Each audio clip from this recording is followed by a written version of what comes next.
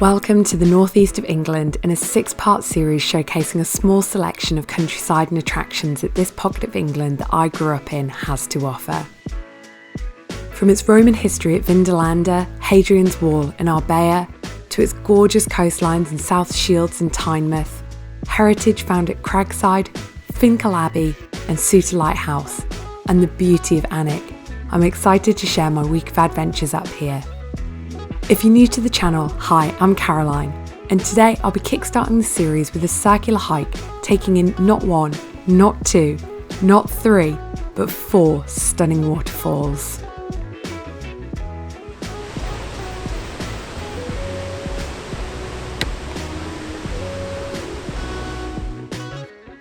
Today we've come along to the Upper Teesdale part of County Durham, and it's inside of the North Pennines area of outstanding natural beauty. Along with a really good friend of mine, we're going to be doing a 5-mile circular walk around the area, and the very first place that we've come to is this Low Force, and it's been a matter of minutes from where we parked the car in a lay-by. Just a really quick walk across a farmer's field with some sheep in it, through a gate, and we've come out across these spectacular falls. But we do believe that on this circular hike there are more impressive ones still to come, and I think once we've circled back to the car we're going to take a very short detour off to see some more falls and a cave as well.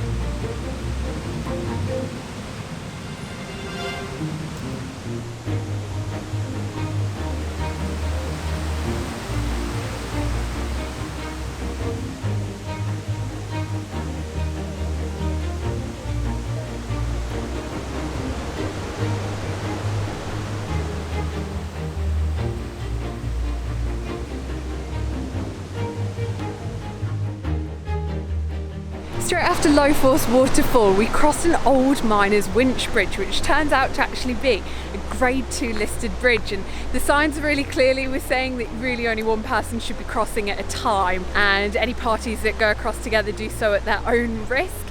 It very quickly brought us out to some carvings of some sheep in rocks with a great quote underneath about being a fine place to be a walker, and I do agree with that, but the heavens of course have opened because it is Britain.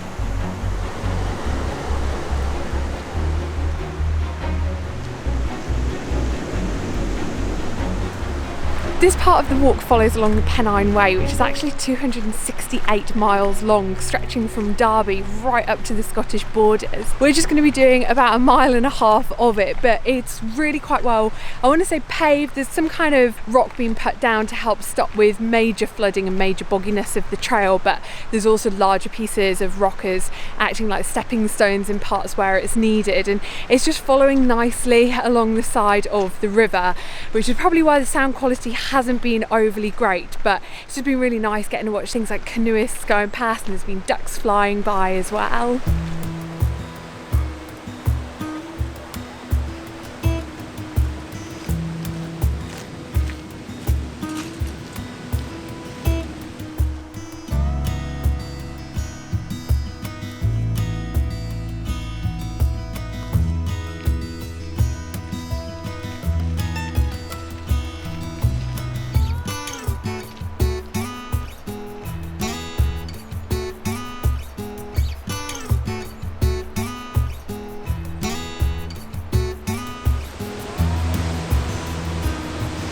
Made it to High Force, which is, depending on what you read and who's telling you, supposedly England's greatest waterfall, but it's only 70 feet high, so it's definitely not the highest. And what they're measuring it on is how much water falls in a droplet, and this therefore is the most powerful waterfall in England.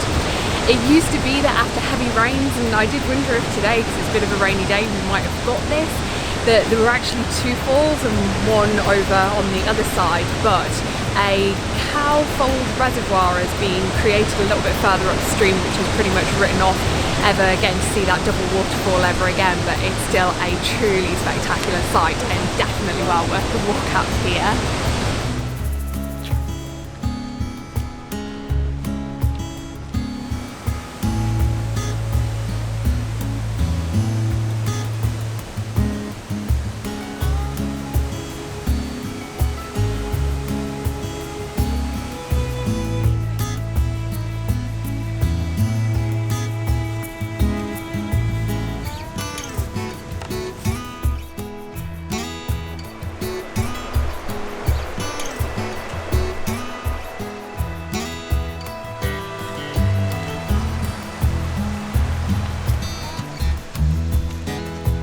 Once we got to High Force, we were expecting to double back on ourselves, but we were watching a lot of people still walking downstream, and it was people who we'd bumped into earlier on, and the path looked really well maintained as well. So we've just had a bit of a wander further up the river, and as we were starting to come around a bend, we could see the old quarry works, and so I thought, oh, maybe people have been up to see that, because I had seen it when I was eyeing it up on Google Maps. And it turns out that actually you can't see the quarry works all too well. But one thing that I had no idea that was just a little bit further upstream from High Force is this beautiful looking waterfall here. So we're just going to take a quick detour off the path. It looks like it's quite well trodden up here, and just go and get a little bit of a closer look. Okay, well, it looked well trodden earlier on.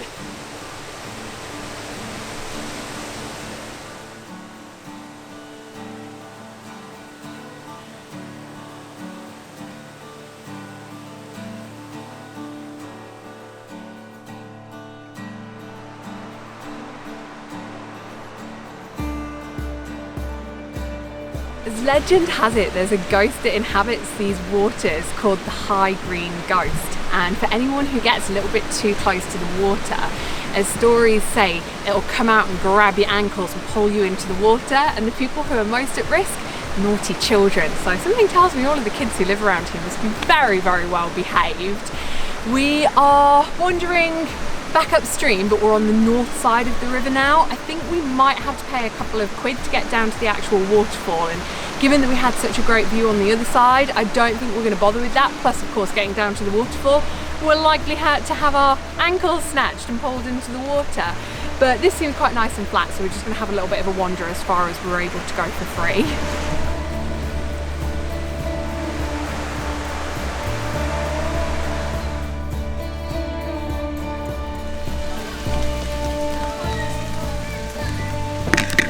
We made a quick pit stop at the hotel, which is where you go to buy the tickets to actually get down to the bottom of the waterfall. Not to buy our tickets, and instead we put that £2 towards an ice cream. And after that little bit of refueling, we are now walking back on ourselves to help make this the circular route that it was promised to be. And this is completely away from the river, and I think we're just walking along some public footpaths in amongst some farmers' livestock and along the edge of some woods and what have you. We might go through a hamlet, I'm not too sure, but just a slightly different view to what we had coming up.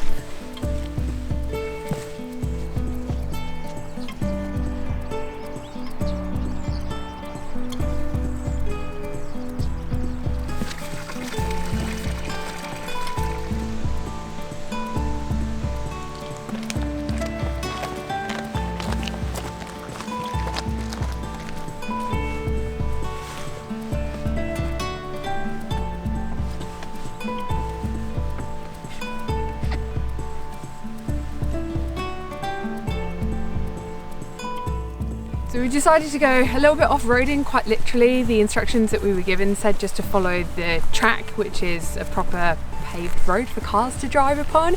But we realised that there's actually a crisscrossing of a whole load of public footpaths that have right of way across these beautiful farmers' fields, which look much nicer than a tarmacked road.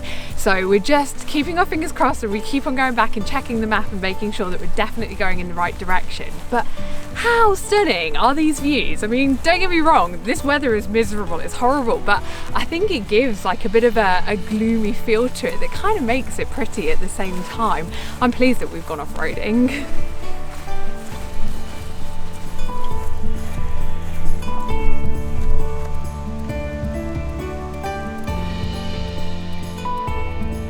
So earlier when I was applauding myself for how great it was that we'd taken a little bit of a detour, I'm starting to slightly regret it now. We did start to get very confused. It started off very well. There were a lot of stiles which told me that, you know, it's public right of way, we have public access, but then there was one point where we just couldn't find our way out of a farmer's field. Thankfully there was a farmer's house, and the chap came over who's really, really lovely and has helped us get across, but there's been a lot of going back and forth. We're now walking back through a cow-filled field, and the shoes that I'm wearing, my hiking shoes, I know that they're not the waterproof ones. I just thought in August I'd be fine.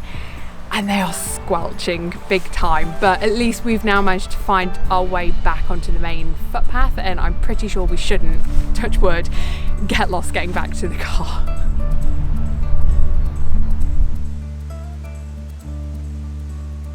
We made it back to where we parked the car, and as I was saying this morning, there was a chance that we were then going to do a little bit more than just the circular 5-mile walk to go to another waterfall, and this one is called Gibson's Cave, and there's all of these paths that just go off of this main one. So we got to a point where we just ended up asking this family which way is it to get to the main Gibson's waterfall, and they were saying don't bother going off on any of the side ones because they're all pretty much dead ends, instead stick to the main path. And they said that it's like a cave and you can actually go behind the waterfall.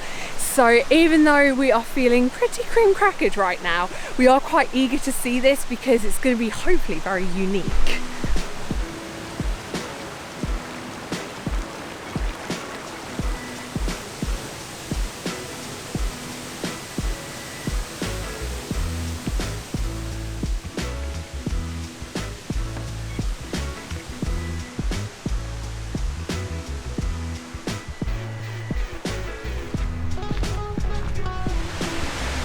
So there's another folklore tale that goes alongside that waterfall as well. There's an outlaw called William Gibson, and as tales say that he hid out behind the waterfall and friends of his would come and bring things like dry clothes and food for him to live off of.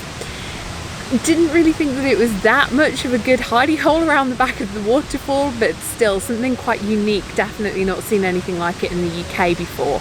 And I just think that this whole hike today has been great. 3 very different waterfalls, all very unique to one another.